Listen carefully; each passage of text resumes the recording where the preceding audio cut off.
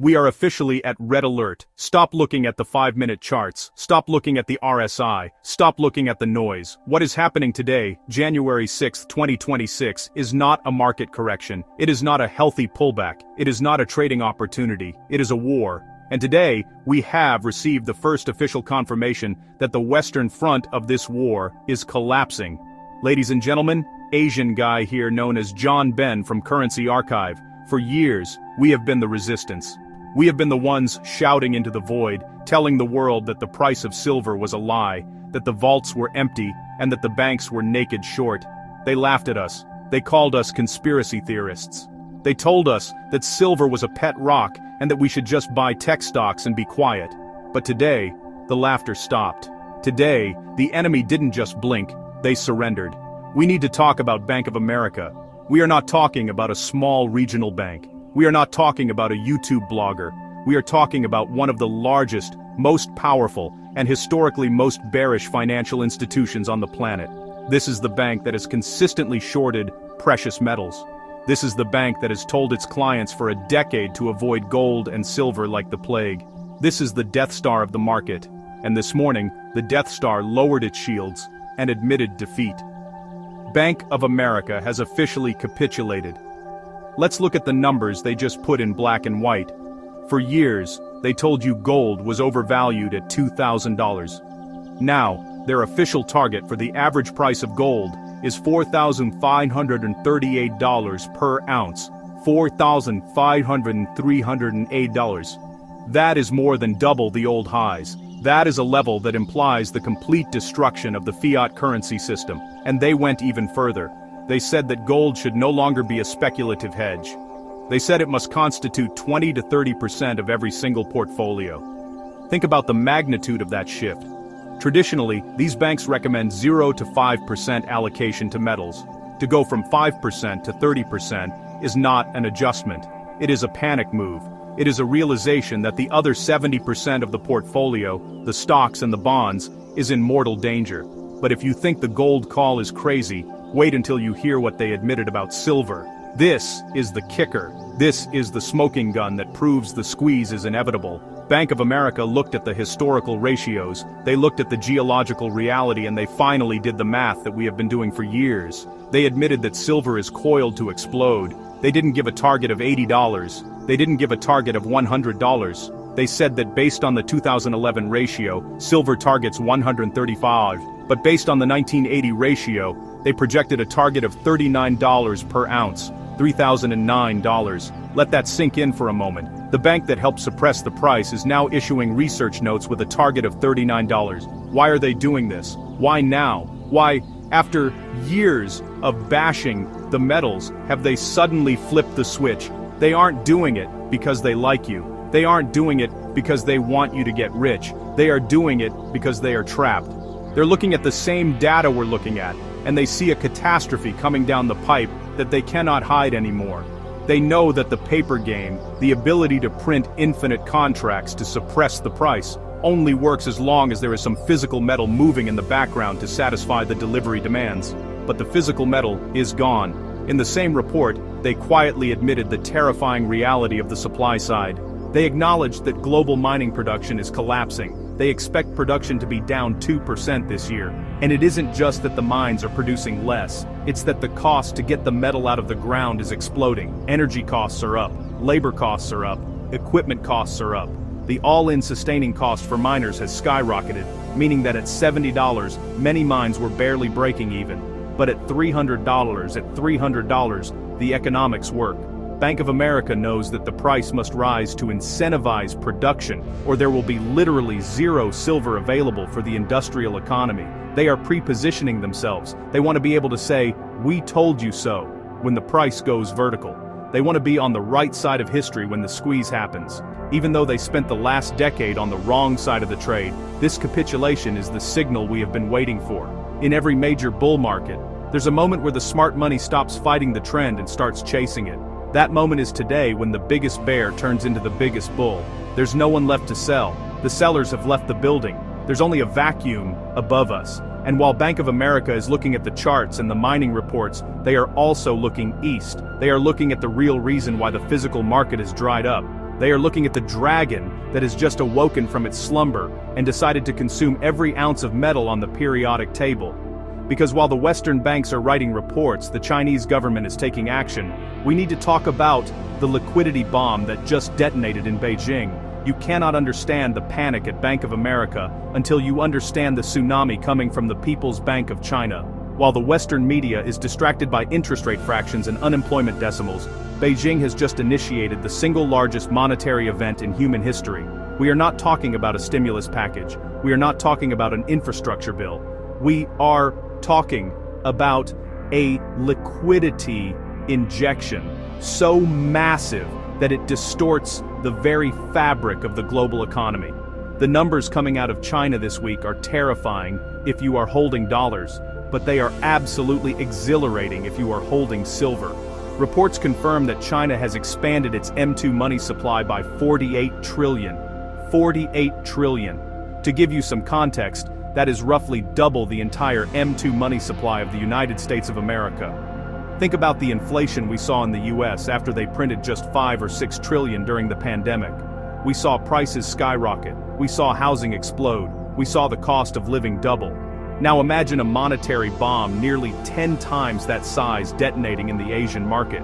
But here's the critical difference. Here is why this time is different. When the US prints money, it goes into the stock market, it goes into Apple, it goes into Nvidia, it goes into financial derivatives to prop up the banks. The Chinese aren't doing that. They are not printing $48 trillion to save their real estate developers or to pump the Shanghai stock index. They are printing that money with a singular strategic purpose to convert worthless paper currency into hard assets before the system collapses. They are executing the largest wealth transfer in history. They are taking these newly printed yuan and they are deploying them like weaponized capital into the global commodity markets. They are buying oil, they are buying copper, they are buying pork, but most aggressively they're buying gold and silver. They are essentially saying to the world, we will give you this paper that we just printed out of thin air, and you will give us your physical metal that took billions of years to form and millions of dollars to mine. And the West, in its stupidity, is taking the deal. The West is selling its gold and silver to China in exchange for fiat currency that is being debased at a rate of 48 trillion a cycle. This is the black hole effect we have warned you about. China has become a gravity well for precious metals. This huge injection of liquidity means there is now an unlimited bid in the East. If the price of silver rises to $85, China will buy it. If it rises to $90, China will buy it. They don't care about the price in yuan because they can print infinite yuan. They care about the ounces. They know that whoever ends up with the most ounces, when the music stops, is the one who gets to write the rules of the new monetary order. So they are sweeping the shelves. They are draining the London vaults. They're draining the Swiss refineries. They are draining the comics. And this explains why the premiums are exploding. You see, usually when a government prints this much money, their currency collapses. But the yuan isn't collapsing against the dollar yet. Why? Because they are backing it with the commodities they are buying. They are turning the yuan into a resource-backed currency in real time, while the dollar remains backed by nothing but debt and F-35 fighter jets. This $48 trillion wall of money is the force that broke the back of the short sellers. Bank of America saw this M2 number. They ran the simulations. They realized that no amount of paper shorting in New York can stop a 48 trillion buying spree from Beijing. If JP Morgan sells 1 billion ounces of paper to suppress the price, China will just print enough yuan to buy all the physical metal that those paper contracts represent. The shorts are bringing a knife to a nuclear gunfight. This is why the paper price is becoming irrelevant. The spot price you see on your screen is determined by Western trading hours, but the physical flow is determined by Eastern buying power. And right now, the East has 48 trillion reasons why they are going to win this two-golf war. Every time the price dips, that Chinese liquidity steps in and buys the dip. They are creating a floor that gets higher every single day. They are not trading for a profit in dollars. They are trading for survival. They know that the US dollar system is ending. They know that the debt spiral is mathematical certainty. So they are exiting the burning building first, and they are taking all the valuables with them. And this creates a collision course of epic proportions. You have the unstoppable force of Chinese demand fueled by the largest money printing operation in human history. And standing in the way of that force is the immovable object of Western bank manipulation. But there is a problem with the immovable object. It is hollow, it is built on lies, leverage, and empty vaults. We need to talk about the specific position that the Western banks are stuck in. We need to look at the other side of this trade because while China is long everything, the banks are short everything. And the size of their short position is not just dangerous, it is mathematically impossible to cover. Let's look at the death trap. Let's look at the 4.4 billion ounces that are about to blow up the world. Now, we must look at the glass jaw of the Western banking cartel. We have to look at the specific number that is keeping the risk managers at Citi and JP Morgan awake at night sweating through their sheets. That number is 4.4 billion. According to the latest analysis of the Bank Participation Report and the derivative books of the major swap dealers, the combined net short position of the Western banking system in silver is estimated to be 4.4 billion ounces. Now, big numbers often get lost in the noise. We hear billions and trillions every day. So let's contextualize what 4.4 billion ounces actually means in the real world. The entire planet Earth, every mine in Mexico, every mine in Peru, every mine in Poland and Russia combined digs up approximately 800 million ounces of silver per year. That is the limit. That is the hard cap. You cannot print more ore. You cannot speed up geology. 800 million ounces. That is all we have. So do the division. 4.4 billion divided by 800 million. It is roughly 5.5. The banks have sold on paper 5.5 times the entire annual production of the human race. They are short 550% of the global supply. Think about the insanity of that position. In the stock market, if a hedge fund is short 20% of a company's float, we call it a crowded trade. If they are short 100% like they were in GameStop, we call it the mother of all short squeezes. But here in silver, they are short 550%. It is a level of leverage and recklessness that has no parallel in financial history. And here is the trap. They sold this silver years ago. They sold it at $20. They sold it at $25. They sold it promising to deliver metal that they do not have, believing that they could always crash the price to buy it back cheaper. But they didn't count on the Chinese liquidity pump. They didn't count on the solar chokehold. And now, with the price ripping through $80, they are underwater by an astronomical amount. Every single dollar that silver rises costs them $4.4 billion in mark-to-market losses. If silver goes to the Bank of America, target of $39. The losses aren't just painful, they are terminal. They are extinction-level events. But the money isn't even the biggest problem. The biggest problem is the physicality. A short position is by definition a promise to deliver. When you're short, you owe someone metal. In the past, the banks could always settle these debts in cash. They would say, hey, we don't have the silver, but here's a check for the profit. And the speculators would take the check. But today, the counterparty isn't a speculator. The counterparty is China. The counterparty is the solar industry. The counterparty is the Pentagon. These entities do not want cash. They cannot build a solar panel with a check. They cannot build a missile with a wire transfer. They demand the physical bar. And when they stand for delivery on 4.4 billion ounces, and the vault only has 300 million ounces inside, what happens? The system breaks. It hits a brick wall at 1,000 $1,000. This is the margin call from hell. It forces the banks into the open market to become buyers. Imagine the panic. The same entities that have suppressed the price for 20 years are suddenly forced to switch sides. They have to scramble to buy back 4.4 billion ounces to cover their naked shorts. But who is going to sell it to them? Are you going to sell it to them? Is China going to sell it to them? No, we are holding. China is buying. So the banks will be bidding against a vacuum. They will bid 85, no sellers. They will bid 90, no sellers. They will bid 100, still no sellers. This is how you get a vertical price move. This is how you get a gap up that leaves gaps on the chart where no trades even occurred. This is how you get to $39 not in 10 years but in 10 days. It is a mathematical inevitability. You have a fixed supply of 800 million ounces. You have a demand shock from China of 48 trillion, and you have a short covering panic of 4.4 billion ounces. There is simply not enough metal in the crust of the earth to bail out these banks. They have sold the wind and now they are reaping the whirlwind. And this leads us to the most dangerous deception happening right now, because the banks know they are trapped. They know the math better than I do. So what is their strategy? How do they survive this? They have only one play left. They have to trick you into giving them your silver. They have to create a fake price on the screen that looks high enough to tempt you to sell, but is actually a massive discount to reality. They want you to look at $80 and think, wow, I'm rich, I should cash out. Do not fall for it. We need to talk about the $80 trap. We need to expose the difference between the number on your monitor and the real value of the metal in your hand. Because today, right now, the market has split in two. Let's look at the paper versus physical disconnect. Let's look at why $80 is trash paper. If you don't understand the difference between the number on your computer screen and the reality in the street, you're going to get slaughtered. You're going to fall for the oldest trick in the book. We need to talk about the $80 trap. Right now, you're looking at your trading app. You're seeing silver rallying. You're seeing green candles. You're seeing the price hit $80 an ounce. And I see the comments. I see the celebration. People are high-fiving each other. People are saying, we made it. We are rich. Stop it. Stop celebrating. Because what you're looking at is not the value of silver. What you're looking at is the price of a paper promise on the COMEX futures exchange. And I am here to tell you with absolute certainty that $80 for a physical ounce of silver is trash paper. It is a lie. It is a manipulation. And it is a trap designed to steal your metal before the real move begins. Here is the reality. Test. Do not trust the chart. Trust the market. Pick up your phone right now.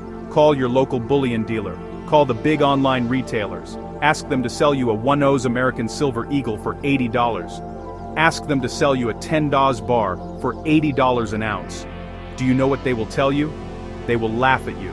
They will tell you, I'm sorry, but we have no inventory at that price. They will tell you that the real price, the price to actually hold the metal in your hand, is $90. It is $95. In some places, for premium coins, it is already over $100. This is the decoupling. This is the moment where the paper market and the physical market snap apart. The banks are using high-frequency trading algorithms to keep the paper price pinned at $80 because that is where they can manage their losses. They want you to look at $80 and think it is a great selling opportunity. They want you to dump your physical stack back into the system so they can scoop it up and cover their 4.4 billion ounce short position. They are fishing for liquidity. They are dangling a worm in front of you hoping you will bite. But if you sell your physical silver today at $80, you are selling a winning lottery ticket for the price of a ham sandwich. You're giving away the only asset that protects you from the $48 trillion inflation tsunami coming out of China. Think about the premiums. In a normal healthy market, the premium, the extra cost above spot price is usually small. Maybe $2, maybe $3. But today, we are seeing premiums of $10, $15, even $20 over spot. What does that tell you? It tells you that the spot price is fake. It tells you that the spot price is broken. If the spot price was real, arbitrage traders would buy paper contracts, take delivery, and sell the metal to dealers to close the gap. The fact that they can't do that, the fact that the gap is staying wide, proves that the COMEX is not delivering metal. It proves that the paper contract is defective. It is like a check that bounces. The paper says $80, but the bank says insufficient funds. So why is Bank of America talking about $39? Because they know that eventually this paper charade has to end. They know that eventually the paper market will shut down or cash settle, and the only price will be the physical price. And when that happens, the price won't slowly drift from 80 to 100. It will re-rate overnight. It will gap up to $150 in a single trading session. This is what happened in the nickel market. This is what happened in the palladium market. When the physical shortage becomes acute, the price becomes vertical. So, my warning to you is this. Do not let the green candles on the screen fool you into thinking the squeeze is over. The squeeze hasn't even started. What we are seeing now is just the pregame show. We are seeing the banks trying to shake out the weak hands one last time. They are hoping that you are desperate enough or bored enough to sell at 80. But you have to have the mindset of a central bank. Does China sell when the price goes up? No. They buy more. Does the Pentagon sell when the price goes up? No. They build smelters to hoard more. So why would you sell? You are holding the collateral of the New World Order. You're holding the battery of the green energy revolution. You are holding the only form of money that has no counterparty risk. And right now, the most powerful institutions in the world, from the People's Bank of China to Bank of America, are fighting a war to get that metal away from you. The $80 trap is their weapon. Do not walk into it. Do not exchange your real wealth for their fake currency. Because if you sell now, you will never get back in. You will look back at this day, January 6th, 2026, and you will realize it was the last chance to buy silver under 3 digits. You'll realize that $80 was the sale of the century. So we have the capitulation, we have the shortage, we have the fake price. What is the final verdict? What is the actionable advice for the investor standing in the middle of this battlefield? We need to wrap this up with the conclusion. We need to give the marching orders for the rest of 2026. Let's finish this. Let's talk about the final countdown. Even if the banks wanted to cover their 4.4 billion ounce short position, even if they printed infinite money to buy the metal, they have run into a problem that no amount of financial engineering can solve. They have run into the supply cliff. In that same report where Bank of America raised their target to $39, they quietly admitted the most terrifying statistic of all. They admitted that global silver mine production is expected to fall by 2% this year. Now 2% might sound like a small number to you, but in the world of commodities, a 2% contraction in supply during a 20% explosion in demand is not a deficit. It is a famine. It means the shelves are getting emptier every single day.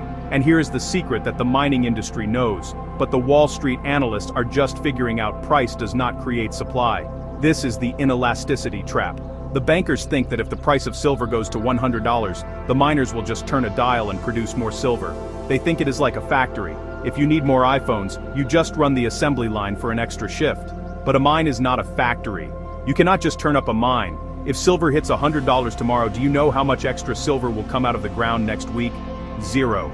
It takes 10 years to find, permit, build, and operationalize a new silver mine. 10 years. So, if we start building new mines today, which we aren't, the metal won't hit the market until 2036. For the next decade, we are stuck with the supply we have. And the supply we have is collapsing. Why is it collapsing? Because of the easy silver fallacy. For the last 100 years, we have mined all the high-grade silver that was near the surface. We picked the low-hanging fruit. Now we're having to dig deeper, process more rock, and use more energy just to get the same amount of metal.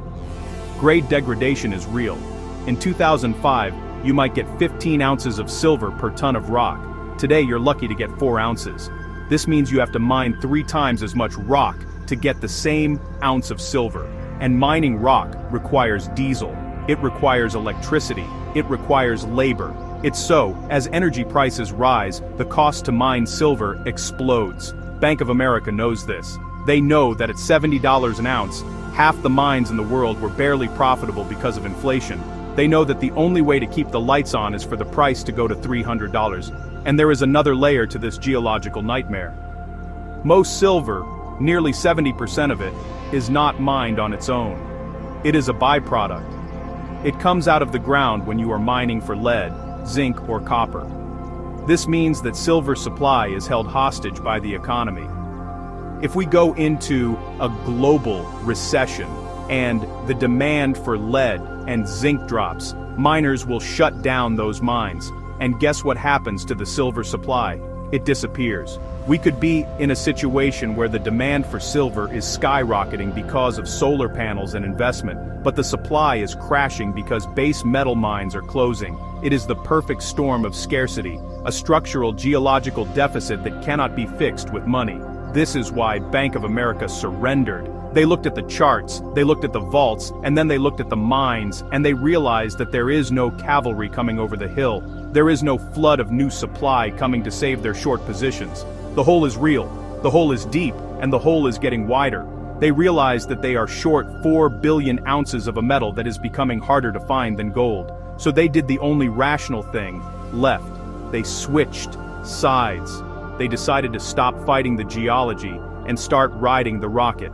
And this brings us to the moment of truth for you, the individual investor. We have laid out the entire battlefield. You see the capitulation of the banks. You see the liquidity bomb from China. You see the short squeeze math. You see the fake price trap, and now you see the geological cliff. Every single indicator, technical, fundamental, and geopolitical, is pointing in the exact same direction. Up, and not just up like a stock chart, up like a revaluation of reality.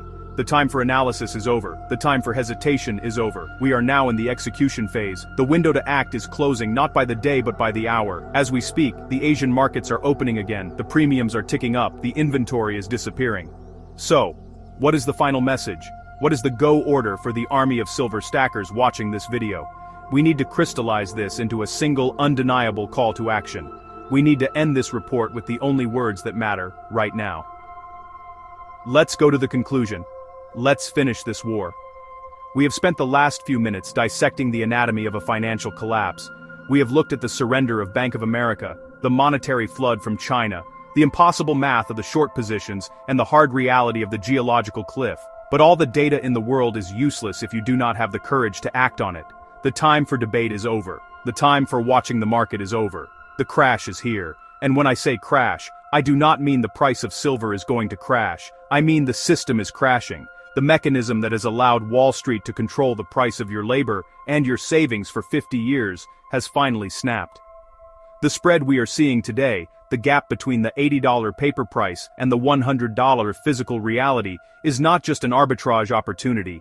It is the death rattle of the fiat currency regime. It is the sound of the dam breaking. And when a dam breaks, the water does not trickle out, it explodes. You have to understand the psychology of what happens next, when those banks finally get the margin call from hell.